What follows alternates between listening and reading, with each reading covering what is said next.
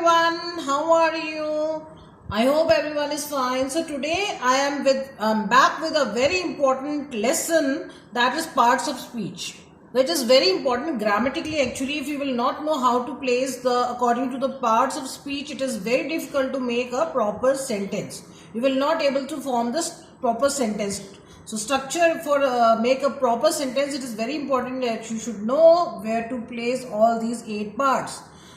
So today, one by one, in a very briefly, I will tell you about all the 8 parts, and then in detail I will make more videos one by one. You can go and you can see that how we can use it in detail.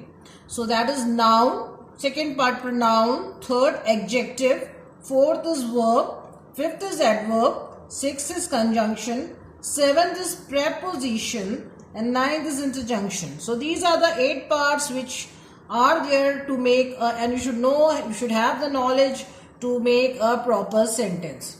Okay, so देखने में लग रहा है 8 parts है, बहुत बड़ा grammatically बहुत बड़ा एक हिस्सा है ये हमारे इंग्लिश का, बट डोंट वरी, बहुत चिंता करने की जरूरत नहीं है, बिकॉज बहुत डिटेल में जाने की जरूरत है. If you want, you are here for spoken English, so it's not very important that you should go into very much detail.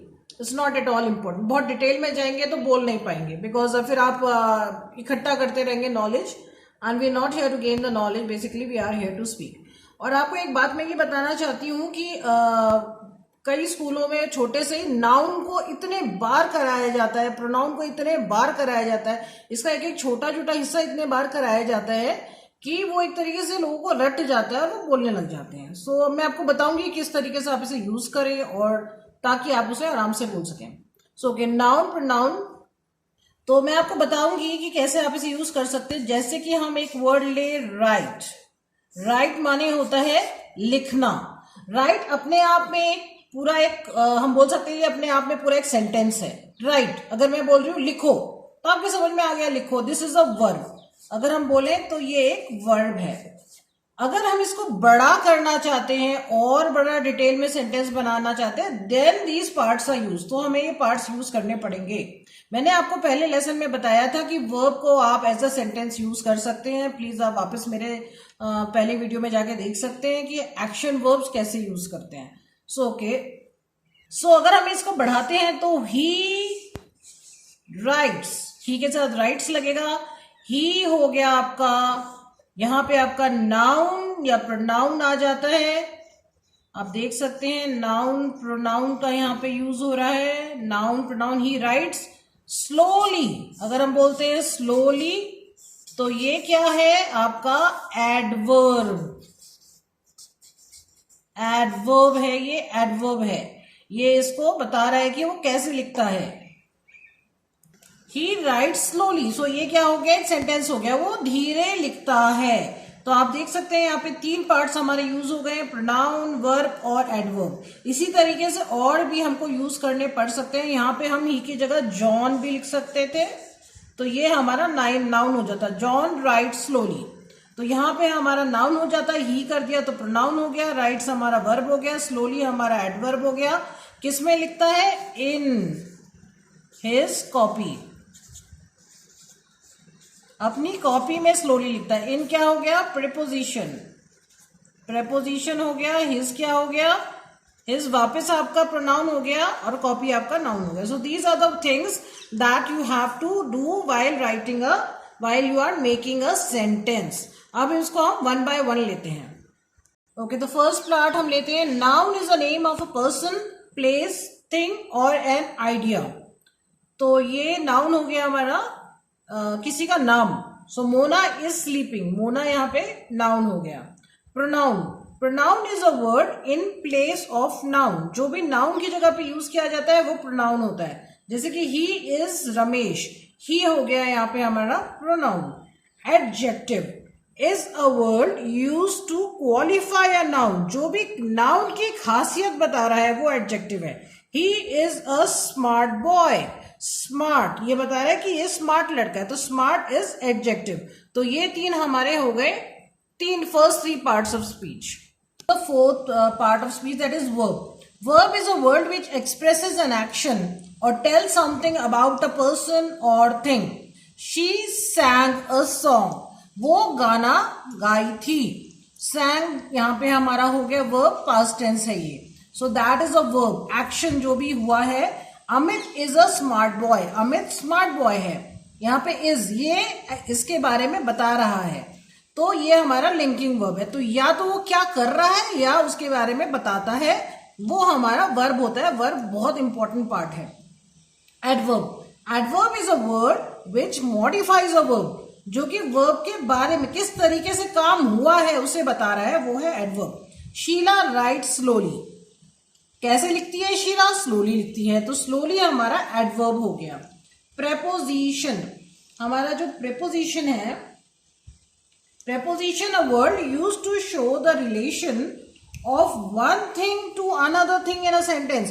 एक चीज से दूसरी चीज का रिलेशनशिप क्या है वो बताने के लिए preposition यूज होता है, बहुत जरूरी है, very important part in grammar.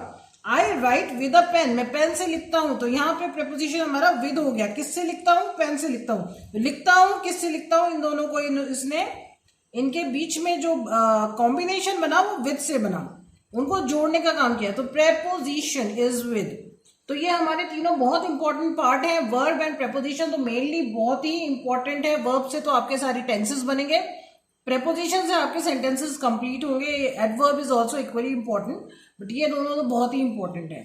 Okay, सो आप लोग को यहां तक समझ में आ गया। दो और रह गए हमारे parts of speech, that we will do now.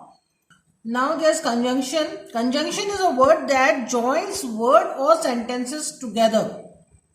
Amit and Ramesh are fast friends, तो यहाँ पे ये दोनों अमित और रमेश को कौन ज्वाइन कर रहा है? एंड, तो एंड हमारा कंजंक्शन हो गया। Interjection is a word that expresses some sudden feeling. Interjection क्या है? जो अचानक से कोई फीलिंग होती है उसको बताता है। ओ वाओ, तो ओ व्हाट इज दिस, अरे ओ ये क्या है? So this is interjection, this is O. अब एक मैं आपका छोटा सा टेस्ट लेती हूं। Now this is a small test. हमने सारे 9 पार्ट्स, हमारा 7 एंड 8 पार्ट, हमारे जो 8 पार्ट्स ऑफ स्पीच है हमारे कंप्लीट हो चुके हैं। Now you have to tell he writes slowly with a pen. He क्या है बताइए आप? राइट्स क्या है? स्लोली क्या है? विद क्या है? पेन क्या है? ये सारे पार्ट्स ऑफ स्पीच हैं जिसको हमने कंबाइन किया है, तो हमारा सेंटेंस बन गया। ही क्या है बताइए? प्रोनाउन। राइट्स क्या है? वर्ब। स्लोली क्या है? एडवर्ब। विद क्या है? प्रेपोजिशन। पेन क्या है? नाउन। Very good. अगर आपने सारे सही बताए हैं तो बहुत अच्छी बात है, आपके समझ में आ गया है। अगली बार इसको और अच्छे से समझिए, 2-3 बार इस वीडियो को देखिए, बहुत इंपॉर्टेंट पार्ट है। एक साथ हमने 8 पार्ट्स किए हैं इसमें। सो इसको स्लोली आपको समझना पड़ेगा, क्योंकि जनरली स्कूलों में ये 1st से लेकर 12th तक कंटिन्यूस 12 साल इसकी प्रैक्टिस होती है, तब जाकर के समझ में आता है। सो आप लोग अगर अचानक देख रहे हैं तो ये मत सोचिए कि प्लीज की 10 मिनट की वीडियो में हमें सब समझ में आ जाएगा और हम बिल्कुल फराटे से इंग्लिश बोलेंगे। टाइम दीजिए, समझने की कोशिश करिए, मेहनत करना पड़ेगा। Then only you will be able to understand how to make the structure of a sentence. It's not so easy, बहुत इजी नहीं है, थोड़ा मेहनत की जरूरत पड़ती है इसमें। अगली बार मैं आप लोगों के लिए एक और वीडियो लाऊंगी जिसमें मैं फिर से पार्ट्स ऑफ स्पीच कराऊंगी, बट हम उसमें बहुत सारे एग्जाम्पल्स लेंगे और मैं आपका टेस्ट भी लूंगी उसमें। तो टेस्ट के लिए भी तैयार रहिएगा, एग्जाम्पल्स के लिए तैयार रहिएगा। पार्ट्स ऑफ स्पीच बहुत इंपॉर्टेंट है। उसके अलावा हमारे टेंसेस वगैरह बच रहे हैं, वो भी हम स्लोली कवर अप करेंगे।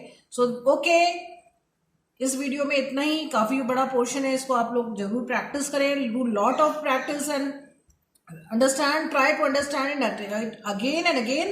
And okay, till the next video, I just want to say enjoy learning this English language, and I just want to say bye.